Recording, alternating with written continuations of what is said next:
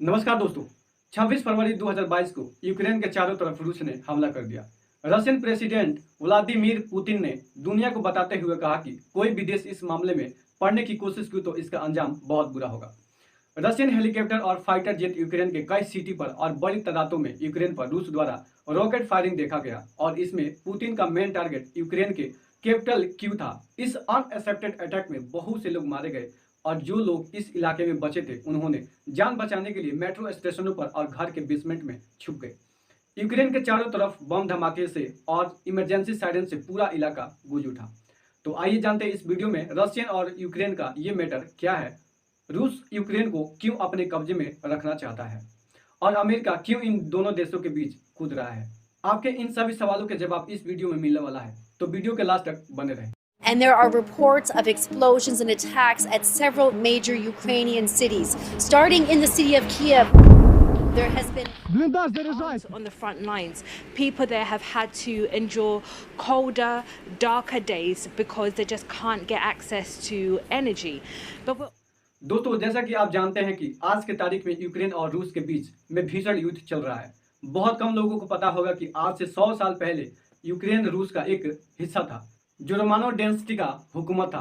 सन 1900 के शुरुआत में ही लोग रशियन किंग से तंग आ गए। आखिरकार जब लोग इस राजा से बहुत परेशान हो गए तब सन 1917 में रोमानो ऑफ डेंसिटी का तख्त पलट दिया। लोग इन राजा महाराजाओं की हुकूमत से परेशान हो चुके थे और अब एक नई हुकूमत बनाने का वक्त आ गया था और इस हुकूमत बनाने के चक्कर में रशियन रिवॉल्यूशन आपस में ही लड़ पड़े और पूरा रशियन सिविल वार में पड़ गया। जब सिविल वार खत्म हुआ उसके बाद सन 1922 में रशियन और यूक्रेन जैसे 13 अलग अलग रिपब्लिक बनाकर सोवियत संघ बनाया गया, यानी union of Soviet socialist Republic यानी यूएसएसआर। यूक्रेन को अभी रशियन एम्पायर से बस 5 साल ही हुए थे, अब वो यूएसएसआर का हिस्सा बन चुका था जिसके लीडर व्लादिमीर थे। जब व्लादिमीर की मृत्यु हो गई तब सत्ता की चाबी स्टालिन के हाथों में आई। स्टालिन एक तानाशाही शासक था जिसने यूएसएसआर को अपने हिसाब से चलाना शुरू किया और जो कोई उसका विरोध करता था वह उसकी हत्या कर देता था और सभी गणराज्य सोच रहे थे कि कैसे सोवियत संघ से अलग होकर एक अलग स्वतंत्र देश का निर्माण करें।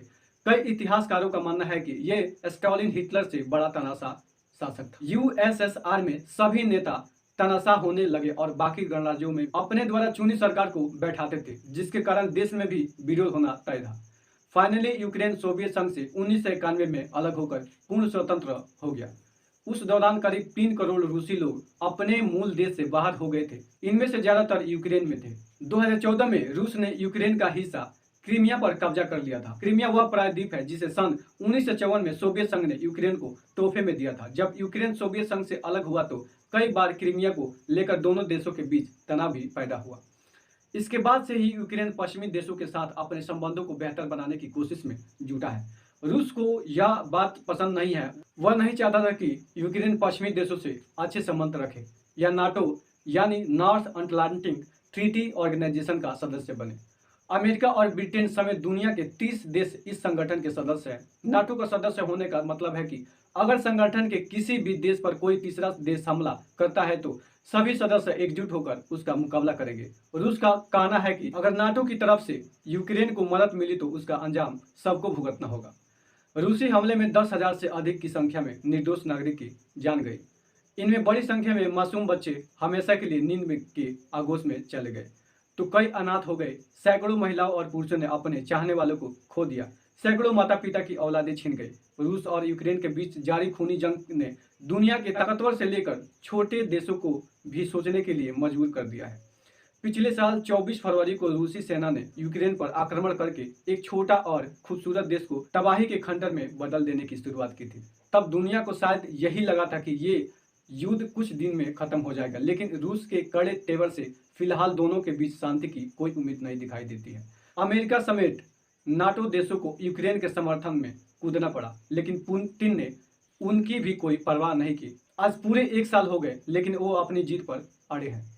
तो आज के लिए इस वीडियो में इतना ही। अगर वीडियो अच्छी और इन्फॉर्मेटिव लगती हो तो हमारे चैनल को लाइक एंड सब्सक्राइब जरूर करें। Thank you.